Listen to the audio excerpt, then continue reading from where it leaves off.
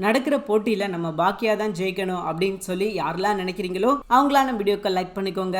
ஆமாங்க, இன்னைக்கு எபிசோட்ல பெருசாலாம் எந்த ஒரு விஷயமும் நடக்கல. ஒரு பக்கம் இனியாவுக்கு ஒரு பிரச்சனை போய்கிட்டு இருக்குது. என்ன அப்படின்னு பாத்தீங்கன்னா, இனியா டான்ஸ் ஆடிக்கிட்டு இருக்காங்க. ஒரு கட்டத்தில் மொபைல் எடுத்து பாக்குறாங்க. எழில் அண்ட் பாக்கியா இவங்க ரெண்டு பேரும் மாறி மாறி அவங்களுக்கு போன் பண்ணி இருக்கிற விஷயம் தெரிய வருது. அவங்க ரொம்பவே ஷாக் ஆகுறாங்க. எதற்காக நமக்கு இத்தனை தடவை கூப்பிட்டாங்க, சரி நம்ம போன் பண்ணி என்ன நடந்தது அப்படின்னு கேட்போம் அப்படின்றதுக்காக போன் எடுத்துட்டு வெளியே போகும்போது பார்த்தா இங்க இவங்க கூட வந்த ஃப்ரெண்ட்ஸ், அதுக்கப்புறம் பாத்தீங்கன்னா அவங்களோட சீனியர்ஸ், இவங்க ரெண்டு பேரும் சண்டை போட்டுக்கிட்டு இருக்காங்க. இத பார்த்து இனியாவுக்கு ரொம்பவே அதிர்ச்சி. எதற்காக சண்டை போறீங்க, சண்டையை நிறுத்துங்க அப்படின்னு சொல்லி விலக்கி விட போறாங்க. சண்டை மேலும் பாத்தீங்கன்னா பெருசாகுது. ஒரு கட்டத்துல பார்ல இருக்கிற அடியாட்கள்லாம் வர்றாங்க.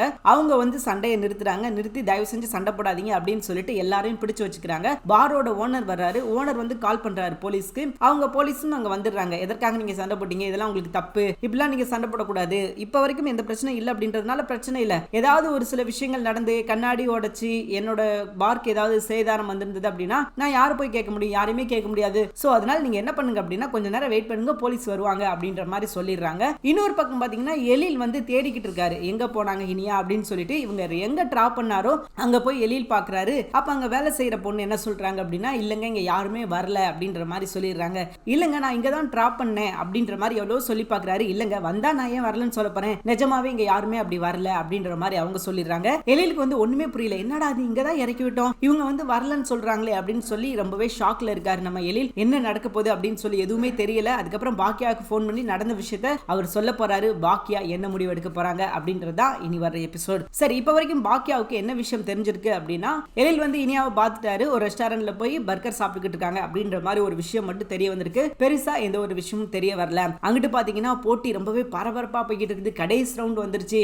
எப்படியாவது இந்த ரவுண்ட்ல ஜெயிச்சே ஆகணும் அப்படின்னு சொல்லிட்டு கோபி ரொம்பவே தீவிரமான ஒரு முயற்சி அப்படின்னு சொல்லலாம். இது வந்து சாதாரண முயற்சி கிடையாது, ரொம்பவே தீவிரமான முயற்சி எடுத்திருக்காரு. காரணம் என்ன அப்படின்னு பாத்தீங்கன்னா ஒரே விஷயம் தான், எப்படியாவது பாக்கியாவை தோக்கடிக்கணும், தோக்கடிச்சு நான் தான் கெத்து அப்படின்றத அவங்களோட அம்மாவுக்கு நிரூபிக்கணும் அப்படின்றதுக்காக எல்லா விஷயமும் அந்த இடத்துல நின்று பண்ணிக்கிட்டு இருக்காரு. அவரால் என்னென்ன விஷயங்கள் எல்லாம் திலும்புல பண்ண முடியுமோ அந்த விஷயங்கள்லாம் பண்ணி அதை சட்டப்பூர்வமாக்கி சூப்பரா பண்ணிக்கிட்டு இருக்காரு. அப்ப வரைக்கும் அவருக்கு எந்த ஒரு பிரச்சனையும் வரல. கடைசியில் பாத்தீங்கன்னா ஒரு கேக் பண்ண போறேன் அப்படின்னு சொல்லிட்டு ஓவன்ல கேக் வைக்கிறாங்க. அந்த கேக் என்ன ஆகுது அப்படின்னா டைமிங் கூடி தீஞ்சு போயிருது. அங்கதான் பிரச்சனை ஆரம்பிக்குது. என்ன பண்றது ஏது பண்றது அப்படின்னு சொல்லி எதுவுமே புரியல. என்னடா அது இப்படி ஆயிருச்சு அப்படின்னு சொல்லி ஒரு நிமிஷம் குழம்பி போயிடுறாங்க. அப்ப ஜட்ஜ் வந்து இன்னும் உங்களுக்கு 20 மினிட் டைம் இருக்குது சார், நீங்க பொறுமையா இன்னொரு டிஷ் கூட ட்ரை பண்ணலாம், ஒன்றும் பிரச்சனை கிடையாது அப்படின்ற மாதிரி சொல்லிடுறாங்க.